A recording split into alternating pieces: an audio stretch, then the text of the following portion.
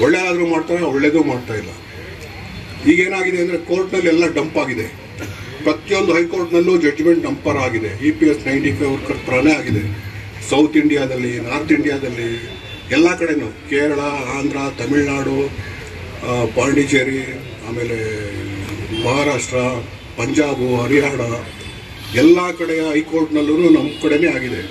EPS 95ನವ್ರಿಗೆ higher pension ಕೊಡಲೇಬೇಕು ಅಂತ. ಇದ್ರ ಮೇಲೆ ಸ್ಟೇ ತಂದು ಪೆಂಡಿಂಗ್ ಇದೆ ಸುಪ್ರೀಂ ಕೋರ್ಟ್ನಲ್ಲಿ. ಅಲ್ಲಿ ಡಿಸೈಡ್ ಆಗ್ತಾ ಇಲ್ಲ ಇನ್ನೇನು. ಅದೇನು ಇದೋ ಏನೋ ಗೊತ್ತಿಲ್ಲ. ಸೆಂಟ್ರಲ್ ಗೌರ್ಮೆಂಟ್ ಒತ್ತಡ ಇದೆಯೋ ಏನೋ ಜಡ್ಜ್ ಮೇಲೆ. ಮುಂದಕ್ಕೆ ಹಾಕೊಂಡು ಹೋಗ್ತಾ ಇದ್ದಾರೆ. ಅಲ್ಲಿ ಇನ್ನೂ ಡಿಸೈಡ್ ಆಗಿಲ್ಲ. ಇದನ್ನೆಲ್ಲ ನೋಡಿಕೊಂಡು ಈ NESನವ್ರು ಏನು ಮಾಡಿದ್ರು, ಈ ಪೆನ್ಷನ್ನು ಇಷ್ಟೊಂದು ಕಡಿಮೆ ಬರ್ತಾ ಇದೆಯಲ್ಲ, ಕೋರ್ಟಿನ ಪಾಡಿಗೆ ಕೋರ್ಟ್ ನಡೀಲಿ, ಮಿನಿಮಮ್ ಪೆನ್ಷನ್ ಆದ್ರೂ ಕೊಡಿ ಅಂತ ಹೇಳಿಬಿಟ್ಟು ಹೋರಾಟ ಹಚ್ಕೊಂಡಿದ್ದು. 7,000 ಮಿನಿಮಮ್ ಪೆನ್ಷನ್ ಕೊಡಿ, ಅದಕ್ಕೆ DA ಸೇರಿಸಿ, ಜೊತೆಗೆ ವೈದ್ಯಕೀಯ ಸೌಲಭ್ಯ ಕೊಡಿ. ಅವ್ರು ಬದುಕಿರೋ ತನಕ ಗಂಡ ಹೆಂಡತಿಗೆ ಯಾವುದೇ ಖರ್ಚು ಬರಬಾರ್ದು, ಅವರಿಗೆ ವೈದ್ಯಕೀಯ ಖರ್ಚು ನೀವು ವಹಿಸ್ಕೊಬೇಕು ಅಂತ. ಈ 3 ಡಿಮ್ಯಾಂಡ್ ಇಟ್ಕೊಂಡು NEC ರಾಷ್ಟ್ರವ್ಯಾಪಿ ಸಂಘಟನೆ ಮಾಡಿ ಹೋರಾಟ ನಡೆಸ್ತೀವಿ. ಈ ಹೋರಾಟಕ್ಕೆ ನಮ್ಮ ಬೆಂಬಲನೂ ಬಂದಿದೆ. ನಾವು ಬೆಂಬಲ ಕೊಟ್ಟಿದ್ದೀವಿ. ಇಲ್ಲಿವರೆಗೂ NECಗೆ ಬೆಂಬಲ ಕೊಟ್ಕೊಂಡೇ ಬಂದಿದ್ದೀವಿ. ಅವರು ಯಾವುದೇ ಪ್ರತಿಭಟನೆ ಮಾಡಲಿ, ಯಾವುದೇ ಕಾರ್ಯಕ್ರಮ ಮಾಡಲಿ, ಎಲ್ಲದಕ್ಕೂ ನಾವು ಭಾಗವಹಿಸ್ತಾ ಬಂದಿದ್ದೀವಿ. ಇದು ಇಷ್ಟೆಲ್ಲ ಮಾಡಿದ್ರು EPFನವರಾಗಲಿ ಇನ್ನೊಂದಾಗಲಿ ಏನೂ ಮಾಡ್ತಾ ಇಲ್ಲ. ಇಲ್ಲಿ CBT ಮೀಟಿಂಗ್ ಇದೆ ಅಲ್ಲ, ಮೊದಲನೇ ಸರಿ ಇವರು ಎದುರು ಓಡೋಗಿದ್ದು. ಲಾಸ್ಟ್ ಇಯರು ಓಡೋದ್ರು. ಲಾಸ್ಟ್ ಇಯರು ಇಲ್ಲೇ ಬೆಂಗಳೂರಿನಲ್ಲೇ ಇತ್ತು ಮೀಟಿಂಗ್ ಮಾಡಲಿಲ್ಲ. ಇಲ್ಲಿಂದ ಕಾಲ್ ಕಿತ್ತರು. ಈ ಪ್ರತಿಭಟನೆ ಇಟ್ಕೊಂಡಿದ್ದಾರೆ ಅಂತ ಗೊತ್ತಾದ ತಕ್ಷಣ ಕಾಲ್ ಕಿತ್ತರು. ಅವರಿಗೆ ನಮ್ಮನ್ನು ಎದುರಿಸುವಂಥ ಧೈರ್ಯ ಇಲ್ಲ. ಕುಕ್ಕಲರಾಗಿ ಓಡೋಗ್ತಾರೆ. ನಾವು ಕೇಳೋ ಪ್ರಶ್ನೆಗೆ ಉತ್ತರ ಕೊಡೋ ತಾಕತ್ತು ಇಲ್ಲ ಅವ್ರಿಗೆ, CBT ಮೆಂಬರ್ಸ್ಗೆ. ಅವ್ರು ಬಂದ ತಕ್ಷಣ ಫ್ಲೈಟಲ್ಲಿ ಬರ್ತಾರೆ, ಸ್ಟಾರ್ ಹೋಟೆಲ್ ಉಳ್ಕೊತಾರೆ, ಏನೇನು ಬೇಕು ಮಾಡ್ಕೊತಾರೆ, 2-3 ದಿವಸ ಹೋಗ್ತಾ ಇರ್ತಾರೆ. ಏನು ಇದಿಲ್ಲ, ನಮ್ಗೇನು ಪ್ರಯೋಜನ ಅನ್ನೋದೇ ಇಲ್ಲ ಅವ್ರ ಕಡೆಯಿಂದ. ಇದನ್ನೆಲ್ಲ ಪ್ರತಿಭಟನೆನ ನಾವು ಜಾಸ್ತಿ ಮಾಡಬೇಕು. ಇವಾಗ ಒಂದು ಲೆಕ್ಕದಲ್ಲಿ ನಮ್ಗೆ ಎದುರಿದೆ. ಈಗ CBTನೂ ಎದುರಿದೆ, EPF ಅವರು ಎದುರಿದೆ. ಈ ಹೆದರಿಕೆ ಜಾಸ್ತಿ ಆಗಬೇಕು ಅವ್ರಿಗೆ. ಈ ಹೆದರಿಕೆ ಜಾಸ್ತಿ ಮಾಡಬೇಕಾದ್ರೆ ನಾವು ಇನ್ನೂ ಒಗ್ಗಟ್ಟಾಗಿ ನಮ್ಮ ಪ್ರತಿಭಟನೆನ ಜೋರು ಮಾಡಬೇಕು.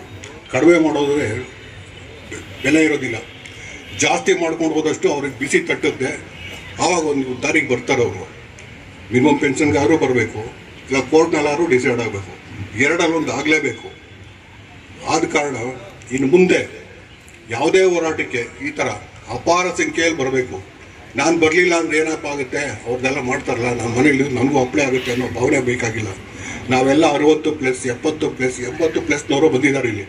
ನೋಡಿ, ನಮಗಿರೋ ಇದು ಆಸೆ ಹೆಂಗಿದೆ ಅಂದರೆ ಈ ಪೆನ್ಷನ್ ನಾವು ಪಡಿಲೇಬೇಕು. ಅದು ನಮ್ಮ ಹಣ, ಅದು ನಾವು ಬೆಳೆಸಿದ ಕೂಸು. EPS 95 ಅನ್ನೋದು ನಾವು ಬೆಳೆಸಿದ ಕೂಸು. ಇದು ದೊಡ್ಡ ಆಲ್ದ ಮರವಾಗಿ ಬೆಳೆದಿದೆ. ಈ ಆಲ್ದ ಮರದ ಫಲಾನೆಲ್ಲ ತಿಂತಾ ಇರೋದು ಯಾರು? ಈ CBT ಮೆಂಬರ್ಸು, EPFನವರು, central government. In fact central government ಸಾಕಷ್ಟು ಫಂಡ್ ಬಳಸ್ಕೊಂಡಿದೆ. ಈ ಫಂಡನ್ನು ಯಾವುದೇ ಕಾರಣಕ್ಕೂ ಬೇರೆ ಕಾರಣಕ್ಕೆ ಬಳಸಬಾರ್ದು, ಬೇರೆ ಉದ್ದೇಶಕ್ಕೆ ಬಳಸಬಾರ್ದು ಅನ್ನೋದು EPS ಆ್ಯಕ್ಟಲ್ಲಿದೆ.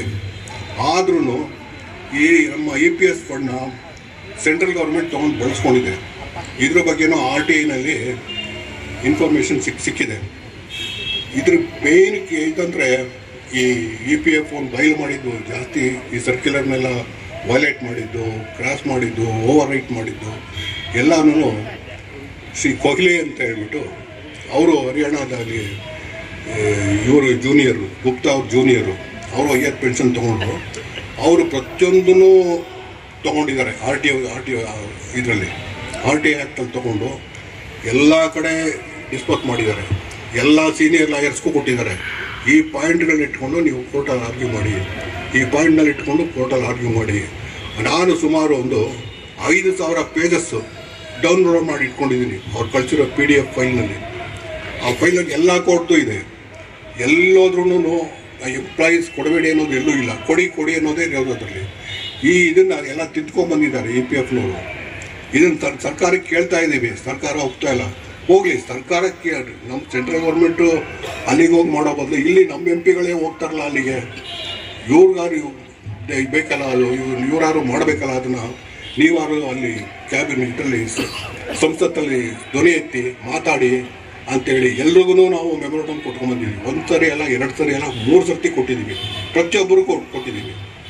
ಇವ್ರು ಏನು ಬಾಯಿ ಬಿಡ್ತಾನೆ ಇಲ್ಲ ಅಲ್ಲಿ. ಹ್ಞೂ ಅಂತ ಇಲ್ಲಿ ಒಪ್ಕೊತಾರೆ, ಸುಮ್ಮನಾಗ್ತಾರೆ. ಹ್ಞೂ ಅಂತ ಒಪ್ಕೊತಾರೆ, ಸುಮ್ಮನಾಗ್ತಾರೆ. ಇಂಥವ್ರು ಬೇಕಾ ನಮಗೆ? ಇಂಥವ್ರು ಬೇಕಾ? ನಮ್ಮ ಒಳಿತನ್ನ ಅವ್ರು ಬಯಸಲಿಲ್ಲ ಅಂದರೆ ಅದು ನಾವು ಸೆಂಟ್ರಲ್ ಗೌರ್ಮೆಂಟ್ ಹಣ ಏನು ಕೇಳ್ತಾ ಇಲ್ಲ. ನಮ್ಮ ಹಣ ಅಲ್ಲಿದೆ. ಅಲ್ಲಿ ಲಕ್ಷಾಂತರ ಕೋಟಿ ನಮ್ಮ ಹಣ ಇದೆ. ನಮ್ಮ ಹಣ ಕೊಡೋದಕ್ಕೆ ನಾವು ಇವಾಗ ಭಿಕ್ಷೆ ಬೇಡ್ತಾ ಉತ್ತರ ಆಗಿದೆ. ಇದು ನಿಜವಾಗ್ಲೂ ಖಂಡನೀಯ. ಇದು ಆದ ಕಾರಣ ಇನ್ನು ಮುಂದಿನ ಹೋರಾಟದಲ್ಲಿ ನಾವೆಲ್ಲ ಜೊತೆಯಾಗಿ ಇರಬೇಕು, ಜೊತೆಯಾಗಿ ಹೋರಾಟ ಮಾಡಬೇಕು. ನಮ್ಮ ಹಕ್ಕನ್ನ ನಾವು ಪಡಿಬೇಕು. ನಮ್ಮ ಹಕ್ಕಿನ ದುಡ್ಡು ನಾವು ಪಡೆಯೋ ತನಕ ನಾವು ವಿಳಂಬಿಸೋದಿಲ್ಲ ಅನ್ನೋದನ್ನ ಪ್ರತಿಜ್ಞೆ ನೀವು ಕೈಗೊಳ್ಳಬೇಕು. ಆದ ಕಾರಣ ಇಷ್ಟೆಲ್ಲ ಹೇಳಿ ನನ್ನ 2 ಮಾತನ್ನು ಮುಗಿಸ್ತೇನೆ. ಧನ್ಯವಾದಗಳು.